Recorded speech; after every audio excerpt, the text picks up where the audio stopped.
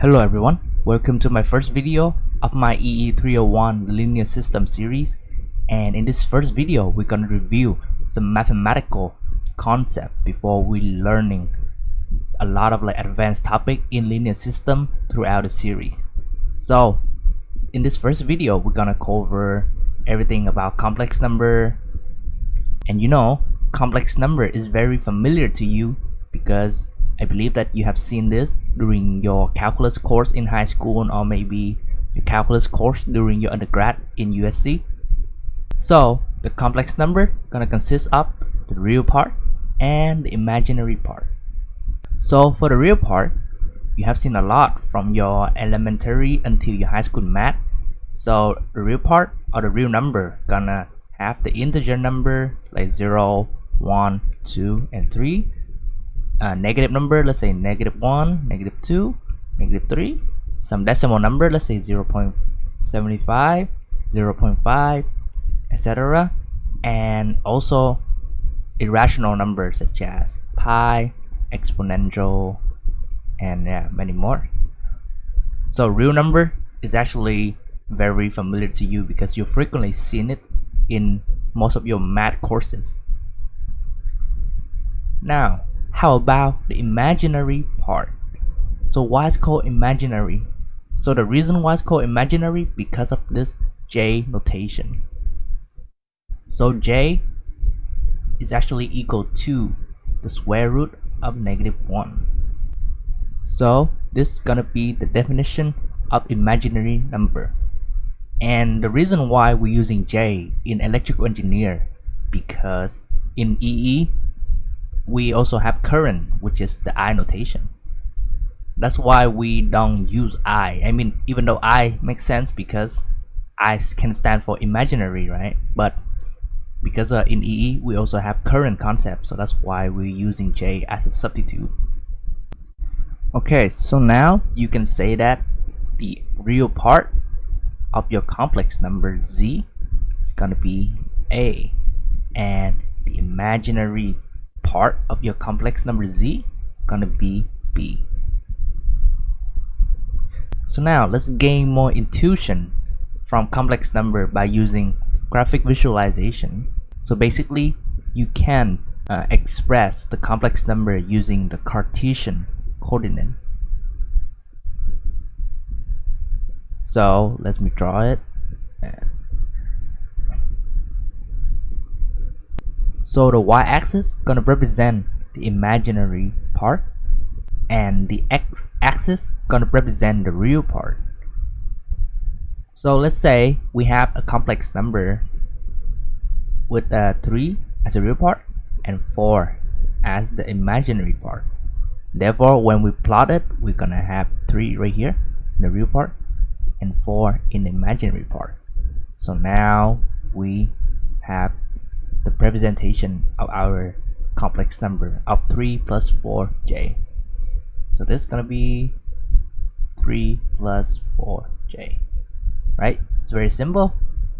Now let's expand this concept even more. When you mention Cartesian, you also have to mention another coordinate, which is the polar coordinate. So in Cartesian, when you define the location of a point, you're gonna define based on the y-axis or the imaginary axis and the x-axis or the real axis. So for our complex number Z, the location gonna be 3 because it's in the x-axis and 4 because it's in the y-axis. So your coordinate gonna be 3, 4, and this is how Cartesian work when defining the location. So does the polar coordinate work the same like the Cartesian? And the answer is no. So let me show you by redrawing our complex number. So in here is the imaginary and in here is the real. 4 and 3. So our point is gonna locate right here. So polar coordinate define the coordinate of the point based on the distance between the point and the origin of your coordinate system, which is this point right here, which is 0, 0. and we're gonna call the distance r. And beside the distance r, we also need the angle between the x-axis and the distance between your point and the origin. So this angle right here we're gonna call theta. Therefore, the polar coordinate gonna be defined by two properties, which is the distance r and the angle theta. So the coordinate gonna be r theta, where r is the distance between your point and the origin, and theta is gonna be the angle between your point and the x-axis or the real axis in this case. So now let's find the relation between the Cartesian and the polar related to the complex number. And as you can see on the right side, I kind of clean up everything and then redraw the new coordinate system with more general term, which is a and b. So in Cartesian, it's just the form itself, z equal to a plus bj. But for polar, you need to write your complex number in terms of r and theta.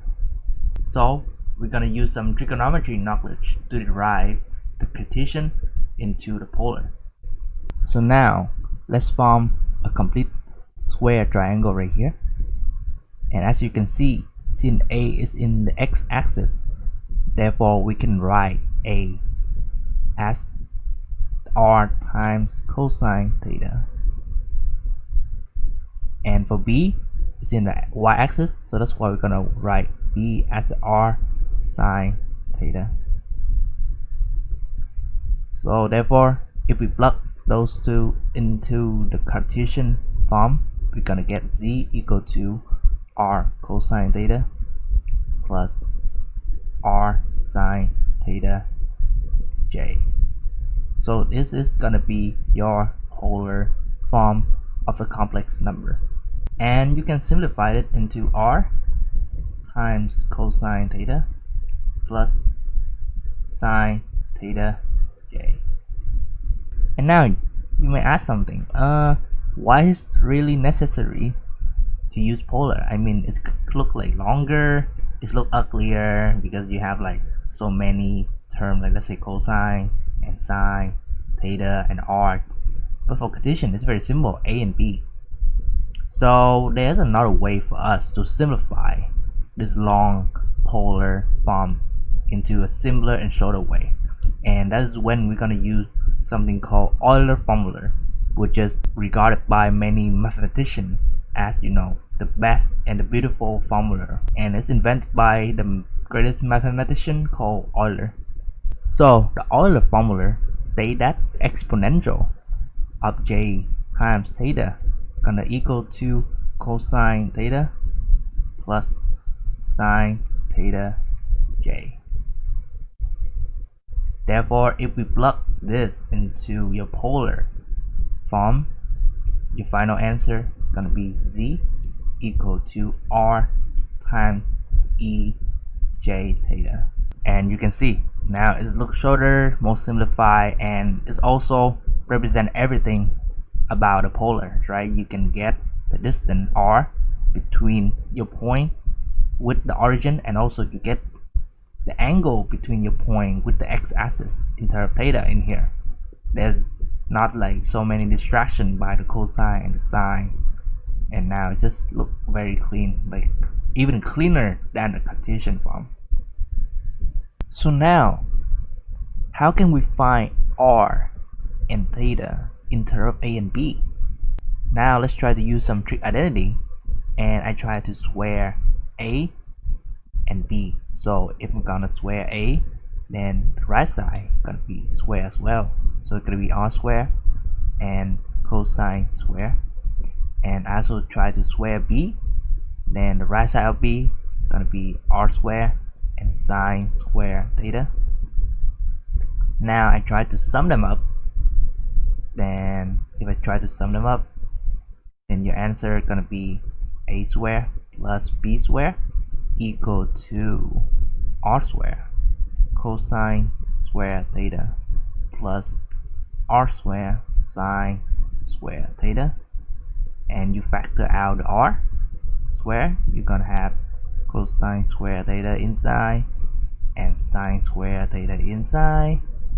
And if cosine square plus sine square theta, you're gonna have the result 1. Therefore, your answer is gonna be r square.